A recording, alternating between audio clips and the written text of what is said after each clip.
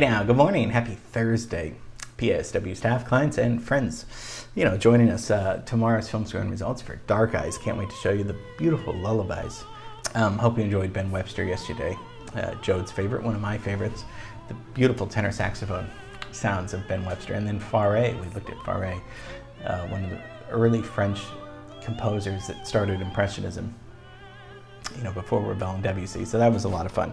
So, I've been wondering, teetering back and forth about, is this interesting enough? Is this too gossipy? This is going to be a little bit gossipy today. So just a little, just warning you guys a little bit. But it's still a very important part of LA culture. Although it's good to talk about, the Indians and Mulholland and, Lummis, we also can't deny that some of LA and Hollywood is, Hollywood in particular, that LA is full of what? It's climate, weather, and also Hollywood. So we're gonna have to talk a little bit about celebrities, but we'll keep it classy. So today, we're gonna look at the gorgeous Chateau Marmont. That's gooey ballyhooly Hollywood, where any office boy or young mechanic can be a panic with just a good-looking plan. And any shop girl can be a top girl if she pleases the tired businessman. Hooray for Marmont, it sounds French, and it's really Marmont because it's on Marmont Lane. They wanted Chateau Sunset, Chateau Hollywood. Those names got nixed, so it's on Marmont Lane. 63 rooms, one of the most beautiful hotels. I've never stayed there, but I've gone inside. Very secretive, private bungalows, and some of those, some bad things happened there that we'll take a look at.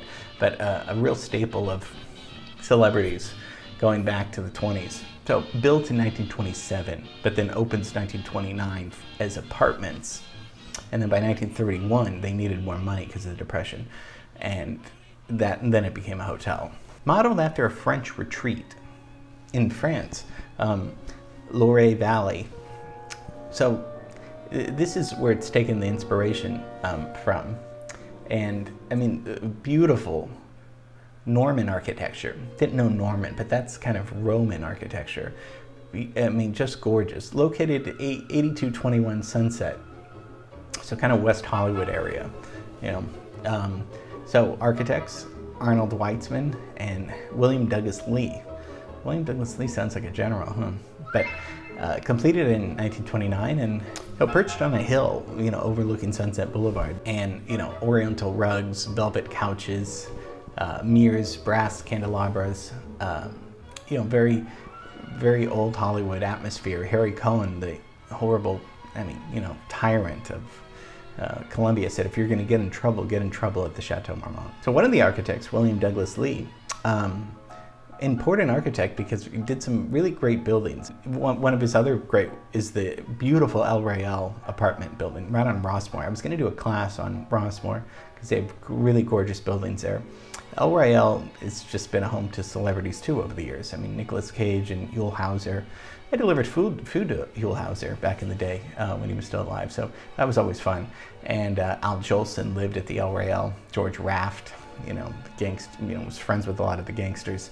And then the great Double Indemnity, some of the scenes were filmed in the building's garage at the El Royale. So let's look at the timeline. If it's 1929, what's going on? But the biggest, 1921, the crash, right?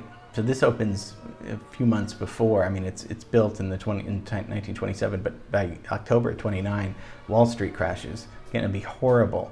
Forgot to mention in the Marx Brothers class that Groucho lost most of his fortune in the 1929 crash, as well as a lot of other people. But we had done the Marx Brothers last week.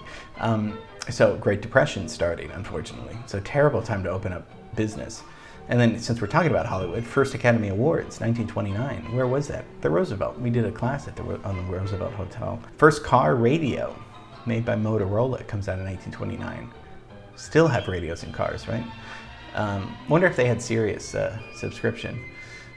Other hotels we looked at, Hotel Figueroa, 1926. So a few years before, started And I didn't know that my grandmother worked there. My mom said after she saw the class that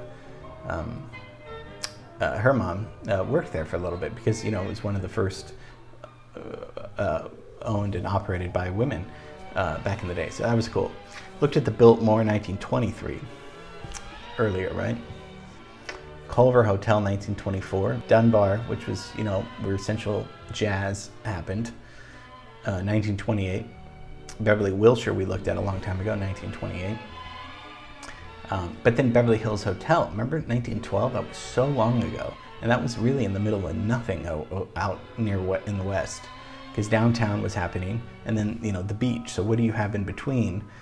Beverly Hills Hotel was on the way west, but that was just, crazy. And then Catalina, we did a class on, that's 1929. So Catalina is the same year as Chateau Marmont. So, when it opened, it was LA's newest, finest, most exclusive apartment house. You could live there. It was probably people loved it so much because it was beautiful, but it was so private. And one thing interesting about hotels I was thinking about, like, especially with old Hollywood, before social media, and there were always tabloids, I guess. There was always media with celebrities, but something interesting about hotels is that, we see old movie stars, because, a lot of people lived there. Greta Garbo lived at the Chateau Marmont. Howard Hughes lived there. We see that, we see celebrities in movies on red carpet, but what's interesting about hotels is that hotels are playgrounds for everybody, but mostly celebrities too, because you have your private life, your home life, your family life, all that stuff that was, publicists that tried to keep, you to have a clean image. But when you'd go to a hotel in probably Chateau Marmont, you would all, for better or worse, common sense, reason, a lot of that would go out the window because these were celebrity playgrounds. As disgusting as that is, there's still some interest, I know we're not interested in Lindsay Lohan's $46,000 unpaid hotel bill, but we kind of are for a second. But then you also think not only actors, but then writers go there too. And Day of the Locust, one of the best LA stories, and Butch Cassidy, they were written there. Hunter S. Thompson wrote there. Dorothy Parker. The great writers stayed there and created works there. We know that John Belushi, that was where he overdosed on cocaine and heroin, Speedball, and Bungalow 3, 1982. So he was only 33. A lot of people have lived there. Robert De Niro lived there. F. Scott Fitzgerald supposedly had a heart attack there. I'm reading different stories. The big story was that Led Zeppelin rode their motorcycles through the hall, but I read something else that they were like, that didn't happen, so we don't know. Bungalow 2 is where Nicholas Ray, the great director, rehearsed Rebel Without a Cause. He rehearsed there with Natalie Wood and Dennis Hopper, and supposedly had an affair with Natalie Wood. She was younger, but that's where rehearsals came in. Rebel Without a Cause was, one of the most famous, important movies back in it, when it came out. Earl Flynn went into a drunken rampage there before he died of a heart attack. And then, Jim Morrison, he's always getting into trouble. The Doors were the house band at the Whiskey. We did a whole class on the Whiskey. He fell off a roof or a balcony. They're not really sure. And then it would have been burned down had something happened, but Betty Davis fell asleep with a cigarette watching her old movies and almost burned the whole building down. It's also welcoming to blacks, for the most part. Sidney Poitier was welcomed there. One of the most famous actors, was welcomed with open arms in the 50s. Huge thing. And as well as Duke Ellington. We know that Duke Ellington played around LA, played at the Coconut Grove a lot, but then wasn't allowed in the Ambassador, so they stayed at the Gaylord across the street. This is also where Sharon Tate and Roman Polanski stayed before they moved in to Cielo Drive, where the brutal massacre would happen in 1969. So this is where they lived right before that. It's not that far from Cielo Drive, so just scary to think about. So those are just a little bit of Hollywood gossip. We all like a little taste of that. Sometimes it's kind of fun. 1976, it was a cultural landmark. So, regardless, it's real class. It's so gorgeous. You can stay there for about $1,000 a night, and that's just probably one of the 63 rooms. But there's 23 seats and 4 bungalows. So and Mostly not a huge pool, but so during the pandemic, I guess it's announcing plans to convert to a members-only hotel. So it just makes it harder for somebody like us to get a room there. So it's members only, but some of it is still going to be open to the public. The bar and restaurant. Just thought it would be nice to kind of visualize what old LA would have been like. You think if you lived in a farm in Kansas, these buildings are really cool. A lot of history in some of these buildings and hotels. So hope you enjoyed a little taste of Chateau Marmont. Pretty cool. So, okay, tomorrow film scoring results for Dark Eyes.